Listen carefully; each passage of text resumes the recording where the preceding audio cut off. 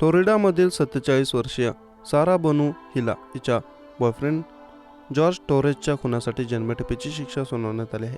2 डिसेंबर रोजी ओरलॅडो कोर्टात न्यायाधीश मायकल क्रायनिक यांच्या समवेत ही शिक्षा सुनावली गेली. बूनच्या पुनर्विचार याचिकेला न्यायालयाने नकार दिला आहे. फेब्रुवारी 2020 मध्ये सारा बून आणि जॉर्ज टोरेस यांनी त्यांच्या विंटर पार्क अपार्टमेंटमध्ये दारू पिताना हाईड अँड सीक खेळत असताना यावेळी बून यांनी टोरेसला एका सुटकेसमध्ये बंद केलं आणि तो तिथे रात्रभर लपून राहिला.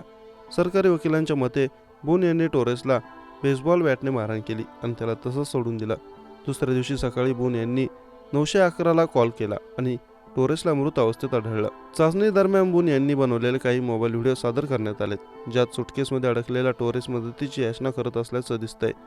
फॉक्स न्यूजच्या माहितीनुसार टोरेसचा श्वास गुदमरून होता आणि मदतीसाठी बूनला बोलत होता, तर त्यावेळी बून म्हणत होती, हीच शिक्षा तुला मिळायला पाहिजे होती. या व्हिडिओनी बूनच्या दाव्याला खोडून काढलं की टोरेस स्वतः बाहेर पडण्याचा प्रयत्न करत होता.